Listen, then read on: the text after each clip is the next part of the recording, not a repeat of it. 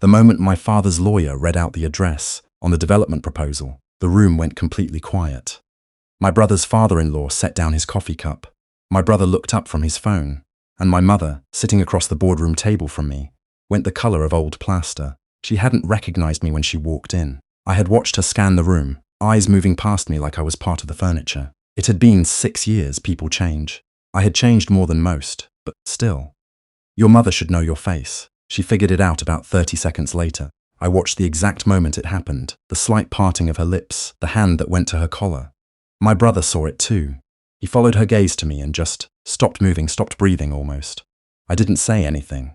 I had learned a long time ago that silence, in the right moment, does more work than any sentence ever could. Let me go back, because none of this makes sense without the before. I grew up in a mid-sized city in southern Ontario, the kind of place where everybody knows which streets flood in spring and which Tim Hortons has the fastest drive-through.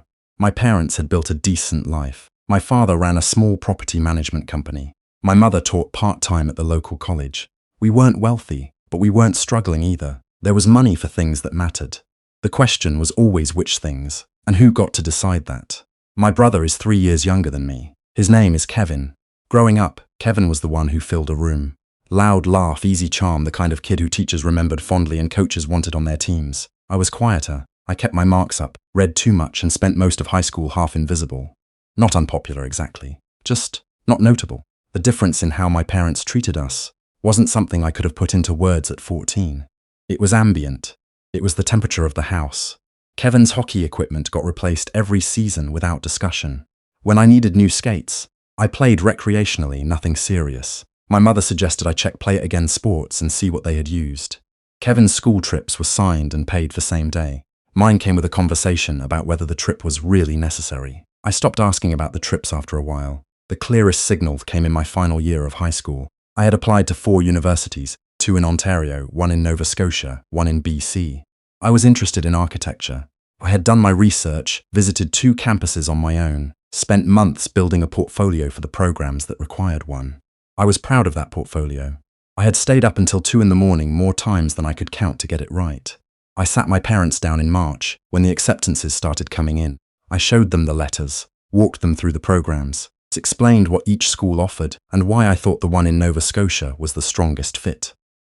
My father listened with the expression he used during hockey games. Physically present, somewhere else in his head. My mother asked how much it would cost and then said, very gently, that they had always believed I was someone who could figure things out on my own. That sentence has lived in me ever since. Someone who could figure things out on my own. I have turned it over 1,000 times, trying to find the angle where it sounds like a compliment. I have never quite managed it. 2 months later, Kevin mentioned at dinner that he was thinking about business school. Just thinking about it. He hadn't applied anywhere. He hadn't done any research. He had a vague notion that he might want to study business somewhere eventually. By the end of that same dinner, my father had pulled out his laptop and was comparing programs. My mother was talking about residence options and whether it made more sense to look at schools closer to home so Kevin could save. On housing, they went back and forth for over an hour. I did the dishes. I remember the sound of the water running and their voices carrying in from the dining room. And I remember thinking something that I still feel slightly guilty about, that I had been watching this my whole life and had kept convincing myself I was wrong about what I was seeing. That night, I stopped convincing myself. I accepted the Nova Scotia offer. I arranged my student loans through the National Student Loan Service Centre. I applied for every bursary the university listed. I found a part-time job at a print shop near campus before I even moved. I didn't tell my parents much about any of it. Not out of spite, not yet. Mostly because I had understood, finally, that telling them things did not produce the response I had spent years hoping for. So I stopped hoping and started doing. Halifax was hard in ways I hadn't anticipated and good in ways I hadn't expected either. The architecture program was rigorous. Studio hours ran long. There were projects I nearly failed and projects I rebuilt from scratch 3 days before a deadline, running on coffee and the particular desperation of someone who has no safety net and knows it. I called home occasionally. The calls were polite and short. My parents asked whether I was eating properly. They did not ask about my work. Meanwhile, I heard about Kevin the way you hear about weather. Through relatives, through the odd text from my mother, that was really just a Kevin update with my name at the top. Kevin had enrolled at a university 40 minutes from home. My parents were covering his tuition, his residence fees, his groceries. and a monthly spending allowance that I later learned was more than my entire monthly budget including rent. When he switched programs in second year, from business to marketing, there was no crisis. My parents adjusted the financial arrangement without complaint. I want to be careful here, because Kevin is not the villain of this story, and I knew it even then. Kevin didn't design the system. He just lived inside it comfortably, the way you live inside a warm house, without thinking about who built it or who's standing outside. He wasn't cruel to me. He was mostly just absent from my life, the way people become absent when there's no shared difficulty pulling them together. What I felt during those university years wasn't hatred. It was something quieter and more corrosive. A slow, settled understanding that the people who were supposed to see me had decided, somewhere along the way, that I wasn't worth the full version of their attention. That understanding could have broken me. I made a decision, not dramatic, not announced, just a internal pivot, that I would let it make me precise instead. Every dollar I spent, I knew where it went. Every opportunity I evaluated carefully. I developed a patience that I think only comes from learning early, that nobody is going to hand you anything. I graduated with distinction. My parents came to the convocation. My mother cried, which surprised me. My father shook my hand and said he was proud of me, which I believed, and also couldn't quite feel the full weight of. It arrived too late to land the way it might have once. I smiled in the photos, and I meant it, mostly. I had done something real. That was mine, regardless of what they felt about it. I articled with a mid-size firm in Toronto. Architecture in Canada means years of structured experience before you get your license, and I treated those years like a second education. I worked under a senior architect who had no patience for shortcuts and enormous patience for questions, and I learned more in those 3 years than I had in 5 years of school. I got my license. I joined a small design build firm that was doing interesting things with adaptive reuse, taking old industrial buildings and converting them to mixed-use residential. The work was unglamorous and technically demanding, and I loved it. Over the next few years, I built a reputation for taking on projects other firms found complicated. A former textile mill in Hamilton that had been sitting empty for a decade. A decommissioned waterworks building outside Guelph. The clients who came to me weren't looking for showpieces. They were looking for someone who would solve problems other people had given up on. I was good at that. I had been practicing my whole life. I did not broadcast any of this to my family. I answered my mother's texts. I showed up for Christmas when I could. Sat through dinners that were always slightly more focused on Kevin's life than mine, and drove home afterward feeling the particular exhaustion of performing normalcy for people who ought to have required no performance at all. I was not living in secrecy. I simply had stopped expecting them to be interested, and I had arranged my life so that their interest or lack of it did not determine anything important. Kevin got married 4 years ago. Nice woman. Her name is Dana and she works in healthcare administration, and she has a directness I genuinely respect. They got engaged after 3 years together, which seemed right. The wedding was planned for the following September. I was invited, of course. I went. I sat with some cousins I hadn't seen in years, and drank Ontario wine and watched my parents beam at Kevin through the entire reception with an uncomplicated pride that I used to want for myself. By then I wanted it considerably less. But I noticed it. You notice that kind of thing even when you've stopped needing it. What I did not know, and would not learn until much later, was what had been happening on Kevin and Dana's side in the 18 months before their wedding. Kevin had decided, a few years after the wedding, to stop working for someone else. He and his father-in-law had been discussing a real estate development venture. Residential builds, starter homes, the kind of project that sounds straightforward until you're inside it. Kevin had some savings, Dana's father had capital and connections, and together they had incorporated a company and begun looking for land. They found a parcel outside of Cambridge. Good location, reasonable price, access to transit infrastructure that was being expanded. They engaged a small local design firm to draw up a proposal, submitted it to the municipality and waited. The proposal came back with significant revision requirements. The municipality's planning department had concerns about the site's heritage designation. The land had a former industrial use, and there were provisions in the regional official plan that triggered a secondary review process. The original design firm, a general residential outfit, wasn't equipped to navigate that. Kevin and his father-in-law needed someone who understood heritage overlays, adaptive reuse frameworks, and municipal approval processes for complicated sites. Someone reached out to my firm. My project manager took the initial call. She brought it to me with no context beyond the scope of work. I reviewed the file, recognized it as exactly the kind of problem I'd spent years learning to solve, and agreed to take it on. We did not look up who the clients were. There was no reason to. The company name meant nothing to me.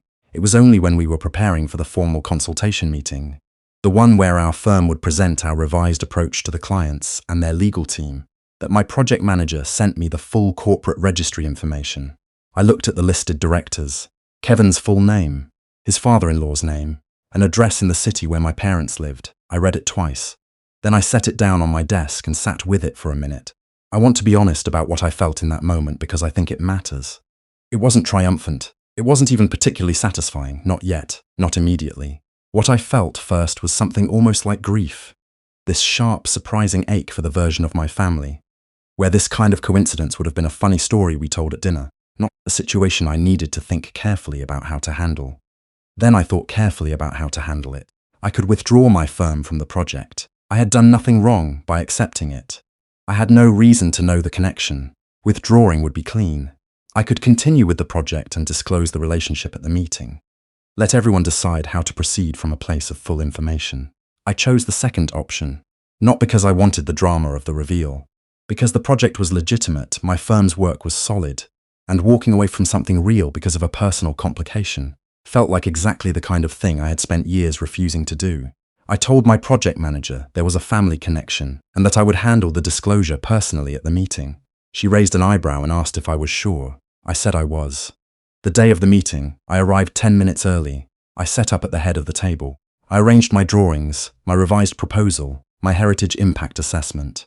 I was organized. I was calm. I have learned to be extremely calm in rooms where something important is about to happen. My mother walked in and looked past me. Kevin came in behind her with Dana's father, a compact man in his 60s named Harold, who had the handshake of someone who had been closing deals since before I was born. Kevin was on his phone. Dana wasn't there. She was working that day.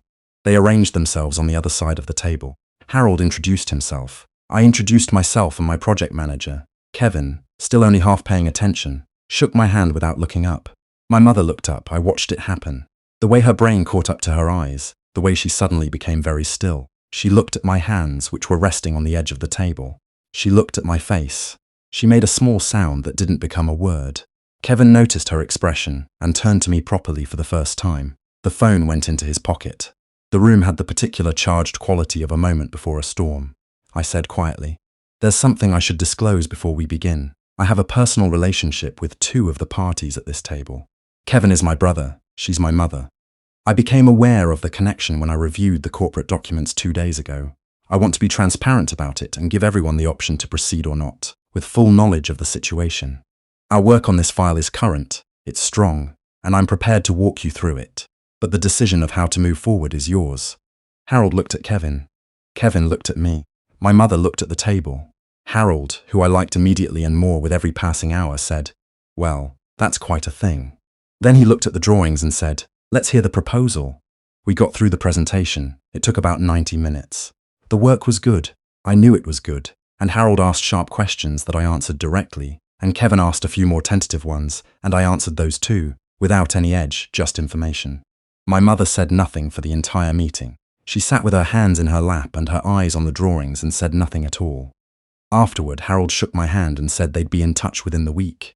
Kevin lingered while Harold went to find a coffee. My mother stayed too. The three of us stood in the boardroom with the downtown view behind us and 6 years of unfinished business between us. Kevin spoke first. He said, "I didn't know you were doing this kind of work." I said, "You never asked." It came out without any heat, just true. My mother said my name, just my name, the way she used to say it when I was small, and she was trying to get my attention from across the yard.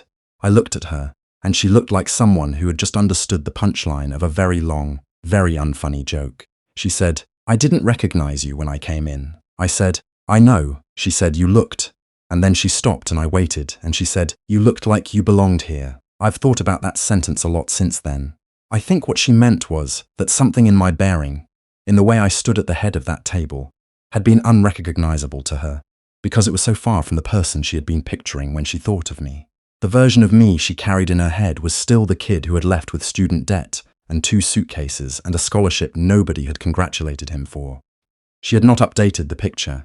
We didn't have a full conversation that day. Harold came back, there were logistics to discuss, and then everyone was putting on coats and taking the elevator down and the moment closed. But Kevin texted me that night. He said, "That was really something today. Can we talk sometime?" I said yes, because I meant it, And because I had learned by then that meaning, it was the only reason worth saying yes to anything.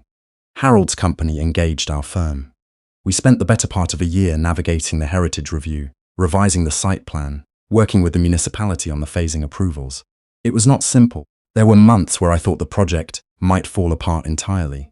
There was a period in early spring when the planning department came back with another round of concerns. And Kevin called me in a panic, and I talked him through it for 40 minutes, quietly, practically, the way I would have talked to any client. The project eventually got its approvals. The builds are underway now. Kevin and I have had many conversations since the boardroom, real ones. The kind that didn't happen when we were growing up, because the architecture of our family didn't leave room for brothers to know each other as people rather than as competitors for a fixed supply of parental regard. He is. It turns out, someone I might have chosen as a friend if we'd met some other way. I didn't entirely expect to discover that. It has been one of the genuinely good surprises of the past 2 years. My parents are harder. My mother called me 3 days after the boardroom meeting. She talked for a long time and I listened, and some of what she said was genuine, and some of it, I think, was the shock of realizing how much she hadn't known, repackaged as guilt in order to feel like understanding. I don't say that harshly. Shock and guilt are real things. I just know the difference between someone reckoning with the truth of what they did and someone reckoning with the fact that the consequences have arrived. My father called a week later. He was briefer. He said he had been thinking about things. He said he thought they had made mistakes. He said he hoped I knew they were proud of me. I told him I appreciated that. I told him that pride, arriving now, felt different than it would have earlier. I told him I wasn't saying it to wound him, just to be honest. He was quiet for a moment, and then he said he understood. And I believe he understood as much as he was capable of. We are in contact. We see each other at family things. There is a new quality to the way they speak to me, attentive, slightly careful, as though they're afraid of what another inattention might cost. I find that I can receive their attention now, without needing it to be something it isn't. That's the gift that the hard years gave me. I think I stopped needing them to retroactively become the parents I had wanted. I could take what they were actually able to offer and leave the rest without bitterness. Forgiveness isn't a moment. It's a choice you make again and again. On ordinary Tuesdays, when you're on the phone with your mother and she says something slightly clumsy, and you decide whether to let it land or to let it go. I mostly let it go, not because what happened didn't matter, because I am finished letting it take up more space in my life than the life I built in spite of it. What I built is real. That's the thing nobody tells you when you're 22. And sitting alone in a Halifax apartment doing the math on whether your next paycheck covers both groceries and the hydro bill. Nobody tells you that the discipline you develop out of pure necessity, the precision, the patience, the absolute refusal to wait for someone else to give you permission to move forward, becomes the most valuable thing you will ever own. It compounds, quietly, over years, until one day you walk into a boardroom and set your drawings on the table, and the people who once decided you'd have to figure it out on your own are sitting across from you. And you realize that figuring it out on your own was the only way it was ever going to produce something that was entirely, irreducibly yours. I don't need them to validate what I've done. I haven't for a long time. That's not revenge. That's just freedom. And I'll take it.